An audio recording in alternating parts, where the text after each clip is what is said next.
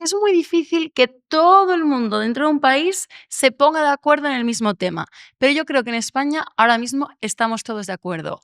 ¿Acaso hay alguien que quiera seguir viviendo eventos históricos? Yo creo que ya hemos cubierto el cupo, porque yo no sé qué ha pasado desde 2020, que piqui, piqui, piqui, piqui, piqui, llevamos un trote encima que no hay quien lo aguante. Yo creo que nos merecemos un descanso mínimo hasta 2030. Vale, realmente sí sé qué es lo que ha estado pasando, y es que por causas o por consecuencias, todos estos eventos históricos están relacionados con la crisis climática, con la sostenibilidad. Empezamos por la pandemia. La causa número 1 de que haya salto zoonótico, es decir, que el virus de un animal pase a infectarnos a nosotros, es la pérdida de biodiversidad. Alguien diría, hombre, ¿y la guerra? ¿Qué tendrá que ver la guerra con la sostenibilidad? ¿Cómo nos ha afectado la guerra principalmente? Subiendo el precio de productos básicos, de alimentos y energía.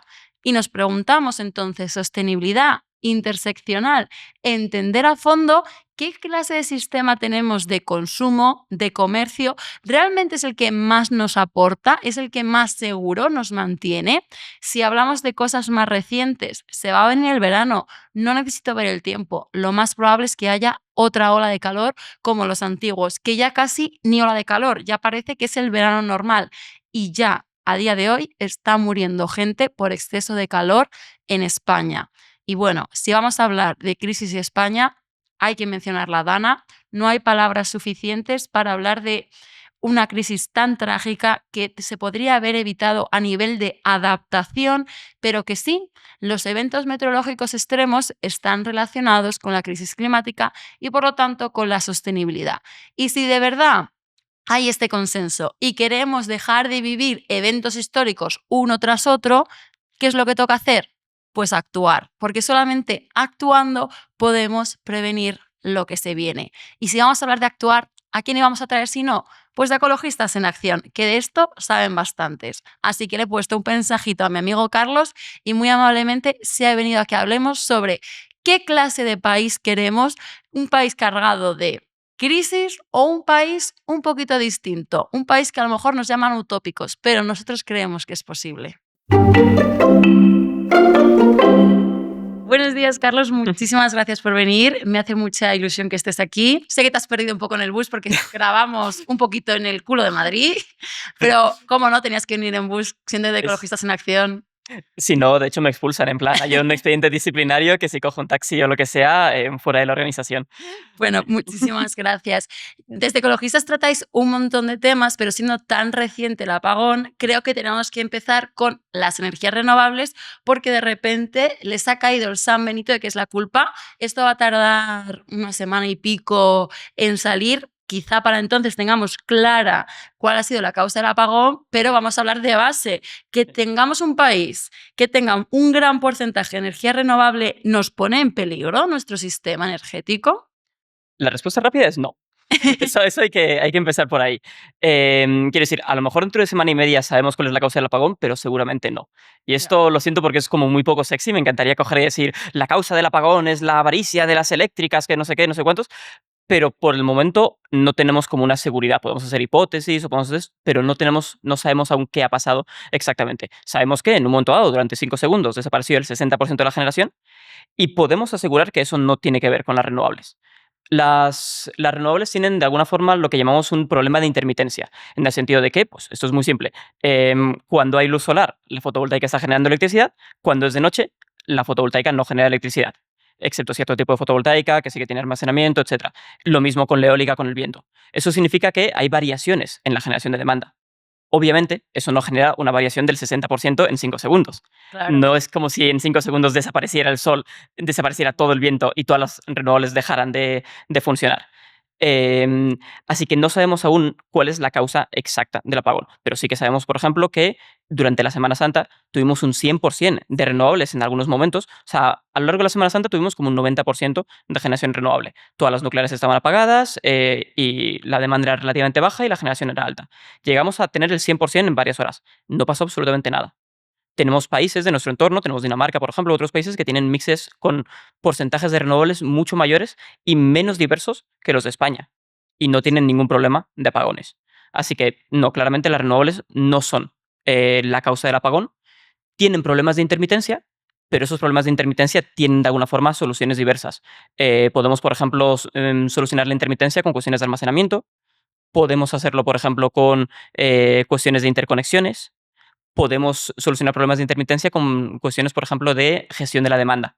En el sentido de que si conseguimos, por ejemplo, concentrar la demanda cuando más producción fotovoltaica hay, que tenemos como picos de producción fotovoltaica que en ocasiones se tienen que parar porque producimos energía de sobra, si podemos, por Wow. ejemplo, concentrar la demanda en esos momentos y reducir la demanda, por ejemplo, la demanda industrial, en momentos en los que producimos pocas renovables, tendríamos realmente muy solucionados los problemas de intermitencia de las renovables. Básicamente entiendo que, por ejemplo, que las fábricas no funcionen de noche nos viene bien y quizá ponerlas en los puntos clave de luz. A nivel individual, por mucho que encendamos las luces en casa, no es la demanda principal de nuestro país, sin duda. No, desde luego, o sea, las luces no son la demanda principal. Si habláramos de calefacción, aire acondicionado, sí que sería una demanda Grande. significativa, pero claro, o sea, se han hecho intentos, por ejemplo, yo que sé, cuando nos sale más barato ponerle a utilizar electricidad en fin de semana, eso es una política de gestión de demanda. Pero es Claro. verdad que la política más fácil y la más directa, y se hace a veces, pero se debería hacer bastante más, es coger y parar la producción. Coger y parar la Vale. producción o acumular producción en el momento en el que tienes como esa capacidad. Has mencionado las nucleares de pasada, que por Mm, ejemplo en Semana Santa estábamos a tope de energías renovables y no hizo falta que estuviesen activas. En principio van a desaparecer las nucleares mm. en España, en Alemania también han avanzado, pero tras el apagón se han saltado ciertas alarmas y están empezando a decir que como quitemos las nucleares vamos a tener un problema. ¿Qué opináis de Ecologistas en Acción sobre la energía nuclear? ¿Qué pros y contras nos aportan a España? Sí, esto ha sido como la nueva frase favorita de que el problema del apagón es que no teníamos nucleares, y es totalmente falso. Quiero decir, las nucleares no solo no han ayudado en nada, de hecho, tú misma lo has dicho, durante Semana Santa estaban prácticamente todas apagadas. Antes del apagón, a lo mejor funcionaban 3 como máximo de los 7 reactores que tenemos. Quiero decir, las nucleares tienen como parones técnicos que se tienen que hacer de vez en cuando para mantenimiento y son muy poco flexibles. Quiero decir, volver a ponerla en funcionar tarda muchísimo, apagarla tarda muchísimo, no es una cosa que tú, para responder a una emergencia, puedas fácilmente decir, ponemos a funcionar esto. Y desde luego han sido incluso un problema a lo largo del apagón, porque obviamente un apagón es una de las cosas que pone en riesgo una central nuclear. Por supuesto, hay sistemas de emergencia y hay generadores y cosas así, pero es un problema adicional que tienes que tener en cuenta de evitar, asegurarte que todos los generadores y todas las cosas están funcionando bien en la nuclear y que la nuclear sigue teniendo electricidad y refrigeración, porque si no, puedes acabar teniendo un accidente y eso sería gravísimo. Entonces, desde Ecologistas en Acción hemos sido siempre antinucleares. Estoy a punto de decir pronucleares y casi me expulsan de esta. Hemos sido siempre antinucleares y lo seguimos siendo. Y por varios motivos. La nuclear tiene una ventaja principal, me atrevería a decir, que es capaz de, bueno, sí, generar energía de forma relativamente constante, muy concentrada en un lugar determinado y con una huella de carbono inferior a la de los combustibles fósiles, pero no inferior a la de las renovables. Y esto es importante. Importante. La Importante, sí. comparación siempre es importante en Sí, sí, sostenibilidad. sí, sí, sí. Pero luego tienes diversos problemas. El problema principal de las nucleares ahora mismo es la gestión de residuos. Ujú. Quiero decir, obviamente, en el momento en el que tú pues, utilizas el uranio y generas energía nuclear, genera residuos que son radioactivos. Algunos de relativa baja intensidad, algunos de mucha intensidad. Algunos de esos residuos dejarán de ser radioactivos en un plazo razonable, décadas, centenares de años, etcétera, razonable entre comillas. Se va a decir centenares de años. Algunos Razonable. tardarán decenas de miles de años en dejar de ser Ya. radioactivos. ¿Qué narices haces con un residuo que a lo mejor va a seguir siendo radioactivo durante 20.000 años o 30.000 años? ¿Qué plan de gestión elaboras dentro de, quiero decir, hace 20.000 o 30.000 años era el auge de los neandertales ahora mismo o Sí, sea, quiero decir, es imposible prever qué tipo de instituciones tendremos, si totalmente. estaremos ahí siquiera para gestionar. ¿Cuál es la solución de los residuos que se pone? O sea, la solución, digamos, temporal, lo que estamos haciendo ahora mismo con los residuos, es básicamente tenerlos a la puerta de las nucleares, en lo que llamamos ATIs, que son almacenes temporales individualizados, en cubos. Básicamente, cubos obviamente son seguros, pero no es una solución muy a largo plazo porque sigue siendo un cubo con residuos radioactivos a la puerta de la central nuclear. No va a aguantar muchísimo. Se supone que lo que debería ser la solución a largo plazo es el almacén geológico profundo. ¿Qué significa? Buscar un sitio en la Tierra que por movimientos de placas tectónicas o cosas así no vaya a cambiar ni vaya a tener problemas en los próximos 40.000 años. Enterrar muy, muy, muy, muy, muy profundo, lo suficientemente profundo como para que nadie en los próximos 40.000 años sea capaz de volver a bajar hasta allí. Wow. Y hacer todo un complejo con materiales muy seguros que vayan a aguantar todo ese tiempo, etcétera, y meterlo todo ahí. Esa solución es la mejor solución que tenemos ahora mismo, considerando que esto no tiene solución buena y no tiene solución fácil, porque la solución hubiera sido nunca generar esos residuos. Y la solución ahora mismo sería dejar de generarlos, porque cada vez estamos construyendo más. Pero sobre todo es una solución carísima. Estaba pensando justamente en eso, que tanto se ha acusado a las renovables de no ser eficientes, que claramente han ido mejorando, pero el punto está, ¿qué estás incluyendo? Porque claro, si tú tiras los residuos ahí sin ningún tipo de gestión, obviamente es barato, pero es barato a costa de contaminar y yo creo que la gente, a mí me cuesta a veces pensar en energía, pero una cosa que pienso muy fácilmente, ¿yo tendría placas solares en mi jardín, en mi casa, en un tejado? Sí. Yo querría ser la casa que está encima, por mucho que sean todos esos metros por debajo o que estuviesen en esos almacenes temporales cerca de mi casa. Tengo clarísimo que no. Y creo que eso ya nos impulsa un poco como sociedad que estamos dispuestos a aceptar el riesgo, porque claro, muchas veces las nucleares, quien las defiende, no pretende ponerlas en su casa o cerca de sí. Se comen otros el marrón del almacenaje de todos esos No, residuos. claro, Ayuso está haciendo como un poco un tour ha ido a Extremadura, ha ido a defender el mantenimiento de la central de Almaraz, etcétera, pero claro, porque la central no está en Madrid. Claro. Em, Ponte una, tú a defender en Madrid una nuclear y a ver si te votan que lo vamos a poner en la Plaza de Sol. Ya ves tú cuánta gente querría tener ahí una nuclear. Sí, tenemos una compañera antinuclear de la Comisión de Energía, siempre hace la broma de que nucleares sí, siempre y cuando el cementerio nuclear esté en Madrid. Empezamos a hacer todo el traslado de todos los... Pero claro, eso, imaginemos que hacemos los análisis geológicos Sí. y resulta que el mejor lugar, digamos, en términos de estabilidad geológica, está cerca de un núcleo poblacional muy importante. Va a generar un conflicto político. Y por Claramente. supuesto que tenemos que ponerlo en el mejor lugar en términos geológicos, etcétera. Pero claro, La gente esto... no quiere ese riesgo. De hecho, el gobierno espera, en el último plan que sacaron, que el almacén geológico profundo esté para 2070. O sea Vale. que hasta 2070 vamos a seguir teniendo ATIS si todo va bien, porque hay que hacer las pruebas para encontrar el lugar, hay que iniciar los procesos políticos para conseguir el acuerdo, hay que empezar a cavar y mover como todos los residuos, y mientras, cada día que las centrales nucleares están operativas, generamos más residuos aún y vamos a necesitar más almacenes geológicos profundos aún. Vamos, yo creo que sin duda ante este debate, cuando dijeron quien no se lo esté planteando no está siendo serio, yo creo que al revés, cuando te lo planteas en serio y coges los datos y miras dónde vamos a acabar, dónde vamos a poner estas toneladas de residuos, a dónde hay que moverlo, queda cada vez más claro que hay que poner el foco en las renovables porque el esfuerzo que hemos marcado al principio de luchar contra esa intermitencia, sobre las baterías, sobre el orden, vale, a lo mejor hay que cambiar ciertos hábitos como sociedad, sobre todo como industria, pero me parece mucho más fácil esos cambios en el patrón de producción de las fábricas de un país que toda la marabunta de movilización con respecto a los residuos.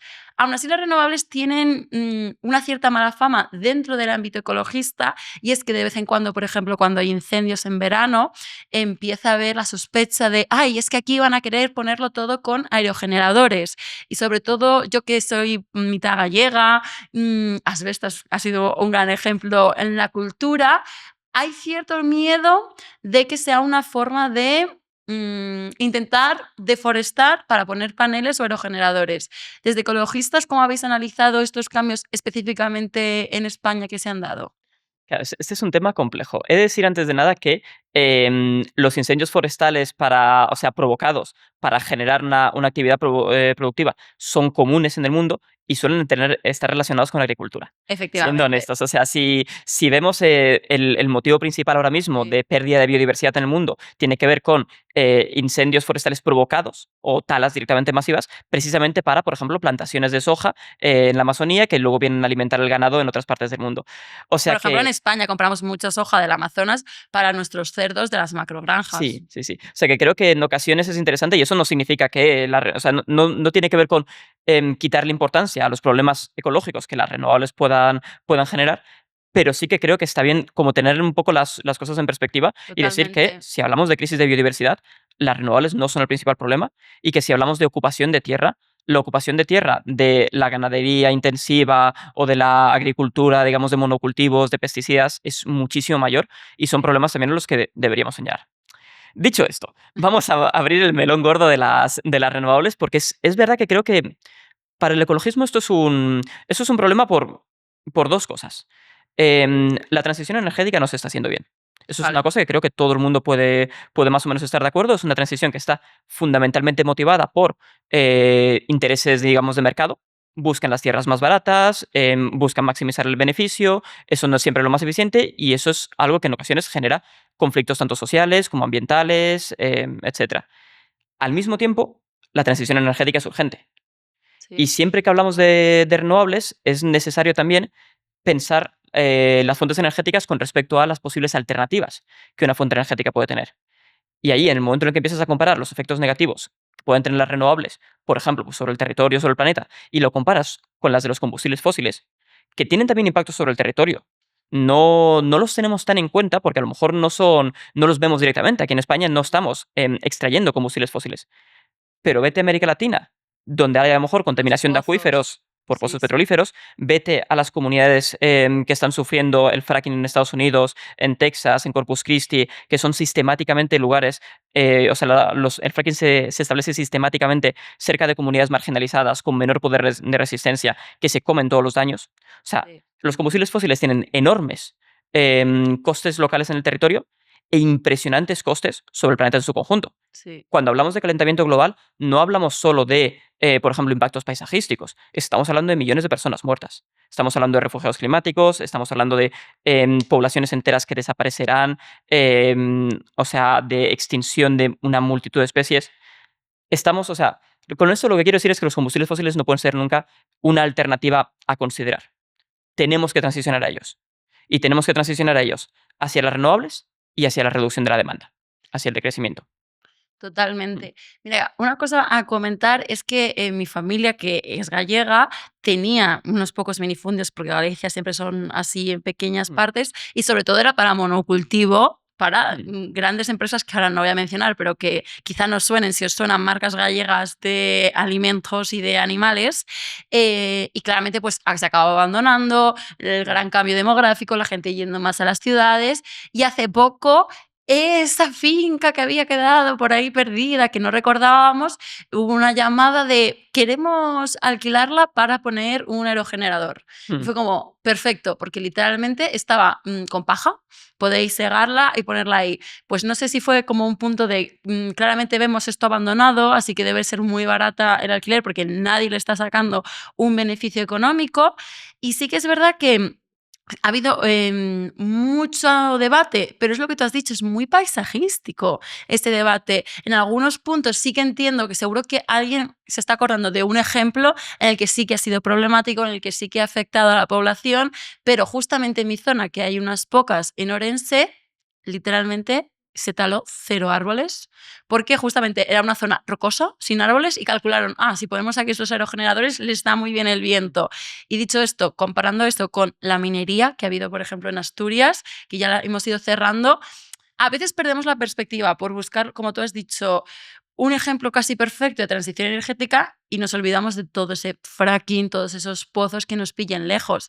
Pero has dicho la palabra mágica, que es de crecimiento, porque en gran parte quizá es utópico pretender que el sistema energético sea exactamente igual, o no solo energético, en general el sistema está exactamente igual y que mágicamente las placas fotovoltaicas lleguen a unos niveles de consumo que no son tan necesarios. Nosotros tuvimos en la primera temporada un episodio sobre vivienda y sí que lo hablábamos, tiramos dinero por la ventana, porque tenemos en España una gran mayoría de edificios, tienen ventanas que no aíslan bien y que una gran parte, aproximadamente el 30% de lo que gastamos en calefacción, lo estamos tirando por la ventana porque no están bien aisladas. Antes de meterme, tengo muchísimas ganas de hablar de crecimiento, Hablemos. pero quiero, o sea, porque creo que a lo mejor puede ser un poco injusto decir que los conflictos con respecto a las renovables son fundamentalmente paisajísticas. Creo que es uno de los motivos, pero creo que también tenemos que aceptar que las renovables tienen otros impactos sobre, pues, por ejemplo, sobre la biodiversidad o sobre la ocupación de tierras Bueno, agrícolas, sí. y que esos, o sea, quiero decir, aquí esos impactos son cosas que se pueden solventar. Podemos tener renovables que se establezcan, por ejemplo, en zonas abandonadas o en zonas industriales, o incluso potenciar el autoconsumo para que se establezcan en los propios tejados. Podemos tener renovables cuya afección a la biodiversidad sea muchísimo menor de la que está siendo ahora mismo. Que aún así sigue siendo una afección mucho menor que pues, la de la agricultura o que la de otras técnicas, pero podemos reducirla. Hay muchas fórmulas para evitar los impactos de pájaros o murciélagos contra molinos eólicos. Hay múltiples estudios que muestran que con un buen cuidado las plantas fotovoltaicas pueden tener niveles de biodiversidad más o menos razonables. Quiero decir, hay soluciones que se pueden poner en marcha.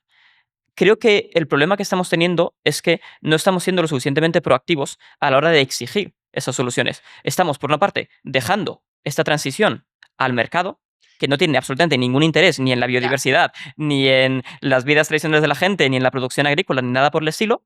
Y entonces vemos proyectos que no nos gustan y nos oponemos a ellos. Y hay proyectos a los que nos tenemos que oponer, por supuesto. El proyecto, por ejemplo, del maestrazgo es una absoluta barbaridad y nos tenemos que oponer a ellos.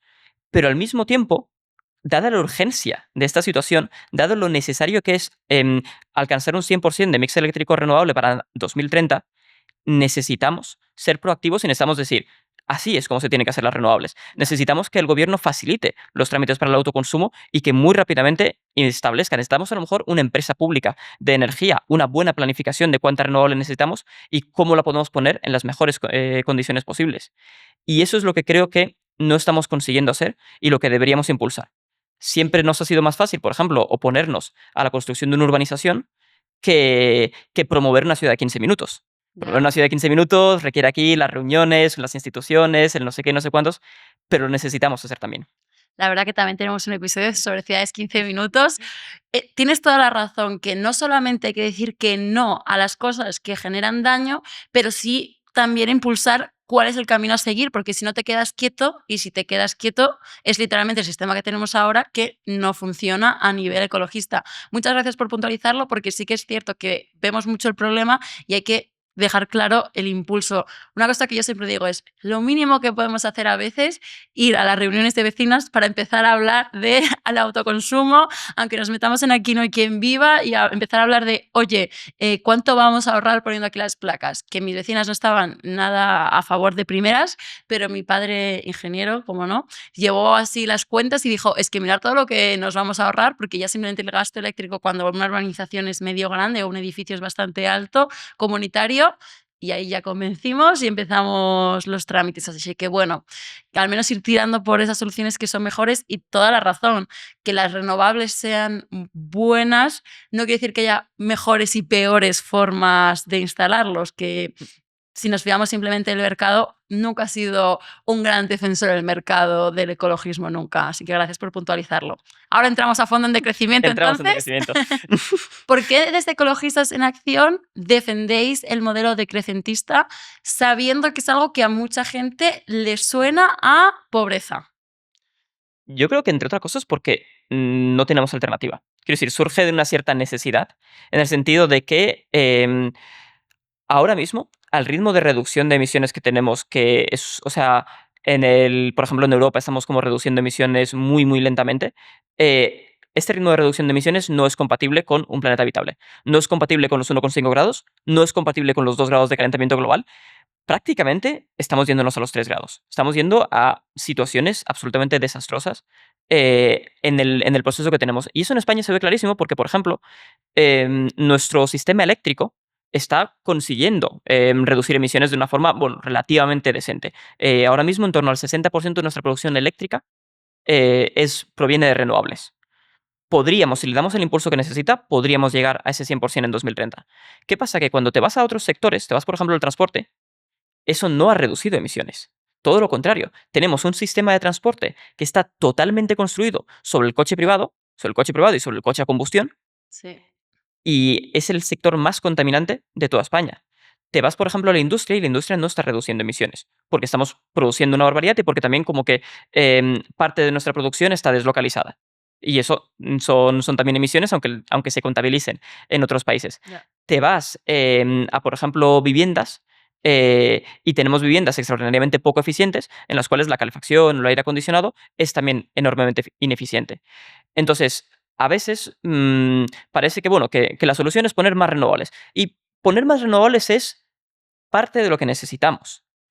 Pero eso tiene que combinarse con un decrecimiento muy, muy significativo, porque ese decrecimiento es lo único que nos va a permitir llegar a tiempo en términos de calentamiento global y de conseguir un mundo habitable. Y porque además está relacionado también con otros límites. Quiero decir, nosotros podemos... El coche eléctrico es un ejemplo muy interesante. Em, la transición energética se critica a veces mucho por los costes de materiales que tiene. Por ejemplo, por el enorme consumo de litio que tiene para las baterías. Pero es que en torno al 80% o más, dicho, me atrevería a decir, del litio que se proyecta como necesario para la transición energética, está pensado para la movilidad, está pensado para coches eléctricos o autobuses eléctricos, en ese caso también.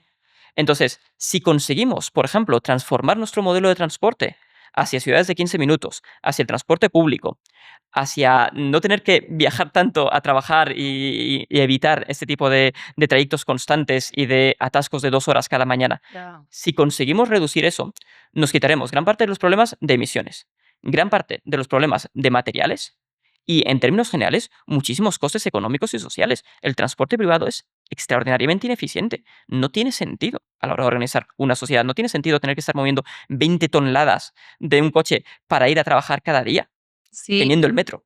es una cosa que siempre se repite y es tan obvio, pero hasta que no lo dices no caes, que la mayor parte de la gasolina que quema un coche no es para mover a la persona, ni al, aunque esté el lleno, aunque sean 5 personas el coche lleno y con maletas, la mayor parte de la energía es mover el propio coche. Si lo piensas en una bici y tú dirías, ¿para qué me voy a coger una bici que tenga pesos extra y tener que pedalear todo esto extra para un peso que yo no necesito llevar conmigo? Yo soy una gran defensora de las ciudades 15 minutos, sobre todo para que la gente entienda que este modelo decrecentista no significa renunciar a no hacer nada, sino es que las cosas que quieres hacer te pillan cerca, que se puede ir al cine andando y si te pilla un poco más lejos, en bus, que puedas ir a la compra con el carrito y en vez de con el coche, porque no tienes que andar 30 minutos, sino que te pilla un mercado a 10. Y es verdad que claramente ciudades grandes como Madrid siempre habrá algún transporte que tengas que hacerlo más largo, que haya buses, que la M40 en Madrid no tenga buses, no tiene ningún sentido, eso es una vía principal. Y si alguien está pensando en el camino que le toca hacer a su trabajo y que le parece imposible que alguna vez vaya a ver un bus ahí porque es una zona concreta, porque es un trabajo que cambia mucho de zona, también le viene genial que haya buses a porrón, porque dejará de haber atascos de 2 horas, porque siempre habrá algún caso extremo, algún caso en el que poner un bus ahí es peor, porque poner un bus para una persona no tendría nunca ningún sentido, ¿no? Pero ¿a quién no le viene bien que se vacíe la carretera de coches en los atascos mañaneros que hay en una gran cantidad de ciudades? A mí a veces me gusta decir que el decrecentismo es puro sentido común, porque cuando lo pensamos con otras cosas, nadie compraría toda la compra de la semana y al llegar a casa tiraría el 30%. Sin embargo, estamos tirando comida todo el rato por el desperdicio alimentario. Lo mismo con la energía que hemos comentado, las calefacciones. Y lo mismo con... nadie sale de casa con una mochila que pesa más que él mismo con cosas que no va a necesitar. Y eso es lo que hacemos con los coches cuando nos estamos moviendo. ¿Te parece que es un camino utópico a nivel del cambio social? ¿O crees que es posible que la gente empiece a replantearse qué cosas necesita y qué cosas realmente le han dicho que necesita y no tanto? Claro, o sea, creo que el concepto de utópico se ha utilizado siempre como una especie de señalamiento para referirse a algo que no va a ocurrir nunca, y la historia una y otra vez le ha dado la razón a las personas que eran definidas como utópicas. O sea, creo que cualquier persona que hace 200 años defendiera el voto femenino iba a ser utópica, una idiota que no tiene ni idea de cómo funciona el mundo, etc. Y gracias a Dios que les dio exactamente igual. Y gracias a Dios que las sufragistas lucharon y lucharon muchísimo y sufrieron muchísima represión por Sí. ello para combatir por precisamente eso. Entonces, creo que por una parte, o sea, sí, estamos en momentos en los que necesitamos una transformación radical. Nosotros en ecologistas, esto por dar como algunos números al asunto, pero nosotros en ecologistas defendemos que deberíamos reducir nuestro consumo energético en torno a un 70%. Eso es una transformación muy, muy significativa. Sí. Eso es algo muy ambicioso y eso requiere políticas muy activas. Eso no requiere simplemente como una especie de... O sea, no hay que plantearse el decrecimiento como, bueno, una especie de ascetismo cristiano en el que ahora dejamos de consumir cosas y nos fustigamos un poco nosotros mismos y evitamos esto. Hay que planteárselo como un proyecto de transformación social a gran escala. Hay que planteárselo como leyes para obligar a las empresas a que permitan la reparación de sus productos. Hay que planteárselo como leyes para acabar con la obsolescencia programada, promover el transporte público, promover las cosotecas, promover la agricultura urbana. O sea, es todo un conjunto de transformaciones que tenemos que hacer entre todas. Y sí, son transformaciones muy difíciles considerando el poco tiempo que tenemos, Mm. porque efectivamente tenemos poco tiempo. Pero también es cierto que se dice a veces que en la historia hay siglos que pasan en un solo año. Hay como momentos extraordinarios Mm. a lo largo de la historia, momentos en los cuales la urgencia de la situación necesita cambios y de alguna forma el espíritu de época está dispuesto a hacerlos. La gente dice, este es el momento en el que necesitamos cambiar. Y yo creo que la gente está por esa labor. Yo creo que en España la inmensa mayoría de la gente entiende que el cambio climático es un problema muy, muy importante y que tenemos que hacer cosas para transformarlo. Y está de acuerdo con esas políticas. Cuando son políticas que no van a suponer, pues efectivamente, eso, un retroceso enorme en sus niveles de vida. Y el decrecimiento no va a suponer un retroceso enorme en sus niveles de vida. De hecho, el decrecimiento nos debería permitir vivir mucho mejor produciendo menos. Me encanta, creo que lo has hecho perfectamente. Ana, que vino al principio de la temporada, lo decía, a veces cuando sientes que estás comprando por comprar, la mejor forma de consumir menos es llamar a una amiga e Mm. irse a pasar una tarde a gusto. O sea, pocas cosas hay más decrecentistas que simplemente estar a gusto ahora que se viene el verano, que se viene el calor, en un picnic con amigas, nosotras con nuestro termito de agua, no la compramos en plástico, pero simplemente estar y disfrutar de la vida sin que te estén obligando a un consumo constante por merecerte un mínimo espacio, quizá en una terraza, todos esos costes. Me ha encantado, yo creo que puede llegar ese gran cambio porque justamente lo has dicho, si le damos a la gente más tiempo, si el trabajo nos deja de minar tanto, seguramente no lo veamos todo como una obligación, todo ir tarde, tener que comprar la comida triplemente envasada porque nunca tienes tiempo de cocinar, tener que estar horas en atascos. El darle a la gente tiempo cambia mucho nuestro también sistema de producción y por lo tanto el de consumo. Estamos acabando esta temporada con una pregunta clave. Claramente en Ecologistas en Acción tenéis miles de ramas, pero te pregunto ya a ti a nivel personal, si ahora mismo puedes chasquear los dedos, ¿cuál sería el problema que arreglarías? Ojalá funcione. Ojalá, ojalá.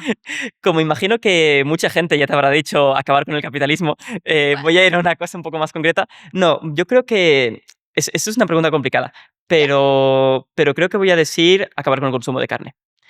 Y voy Gracias. a... No, y voy a explicarme desde... Quiero decir, vivimos en un momento en el que estamos superando múltiples límites planetarios. El calentamiento global es uno de ellos, la crisis de biodiversidad es otro de ellos, y es gravísimo. Tenemos la mayor tasa de extinción de especies que se ha vivido en los últimos 66 millones de años, desde el meteorito. Y es la primera vez en toda la historia de la humanidad, posiblemente en toda la historia del planeta Tierra en sí mismo, que esto se hace con conciencia de Ya. lo que ha pasado, que una extinción masiva se produce a conciencia y teniendo fórmulas para frenarlo. Entre las múltiples causas de crisis de biodiversidad, la principal tiene que ver con la deforestación, con la pérdida de hábitat y con la pérdida de hábitat relacionada con generar cultivos de soja o de otras plantas para ganado. La carne es enormemente ineficiente en términos ecológicos porque requiere muchísima mayor cantidad de agua, muchísima mayor cantidad de terreno, muchísima mayor cantidad de emisiones incluso para las calorías que se están generando y para las proteínas que se están generando. Entonces, si sustituimos, ponte el 95% del consumo de carne por proteínas vegetales que existen y que son perfectamente viables, conseguiríamos muchas cosas. Conseguiríamos tener muchísimo más terreno. Frenaríamos la crisis de biodiversidad. Podríamos construir enormes sumideros de carbono que permitieran absorber una parte importante de las emisiones que generamos. Evitaríamos un montón de emisiones relacionadas con la propia agricultura, por ejemplo, las emisiones de metano que genera el ganado. Eliminando las emisiones de metano, el metano tiene una particularidad, que es un gas extraordinariamente contaminante, pero en el corto plazo. Contamina muchísimo en el momento en el que sale y a los 10 años o a los 15 años ya ha desaparecido. Si hoy acabamos con todas las emisiones de metano, que han generado el 25% del calentamiento global de nuestro planeta, a los 10-15 años habríamos recuperado una parte muy importante de la atmósfera y de un planeta habitable.